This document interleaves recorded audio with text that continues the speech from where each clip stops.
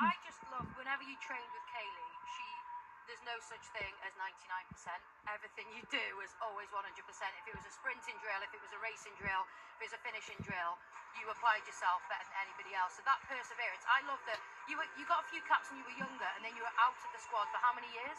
About 6 years. 6 years, and then to get called back up and to play such a significant role in what were the glory days, I just think it's huge credit. And what a role model for people as well. Even if you've been out of the squad, even if you've dropped off the scene for a little bit, she worked her socks off behind the scenes. I remember travelling to Yeovil with you. We were getting back at midnight. You were going to work in a call centre the next day, but you still had this vision. So I don't doubt that if you set your sights on being a coach of Wales, Rhian is the best person to give you a reference. Go on, ask her.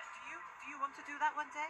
Yeah, of course I do. You know, I'm passionate about football, but I'm passionate about my country, and you know, I would love that opportunity. Look, I'm still a new coach, and I have different roles because I think as a new coach, you have to learn in every single position, and there's brains throughout my football, and I try and take every information that I can from them. What I will say is when she was centre back, she did used to meg people and chip it over their heads. So I was quite glad when she moved up the pitch. Is that what you're coaching your centre backs to do? Or?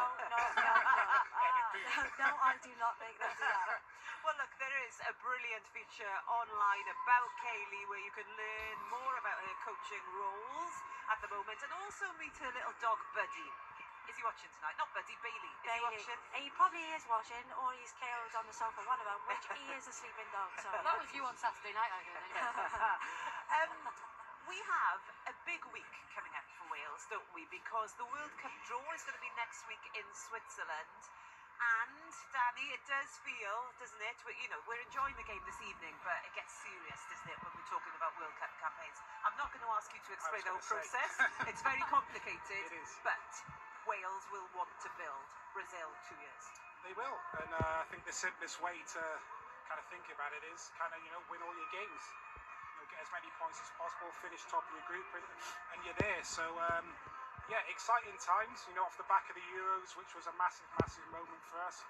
2 friendlies now this last kind of week, and a camp coming in November, and, I think we all enjoyed the kind of Euro experience, but we want that again and again now. That's where we want to be every single time. So, I feel like we're in a bit of a transition period at the minute now. So for Rhian, I think it's about obviously bringing new players into the squad, but being super competitive still as well, which is a big, big challenge for us. So interesting times, going to be interesting to see how it kind of goes now next few months. And Wales are going to be in Nations League B as they compete for a World Cup place.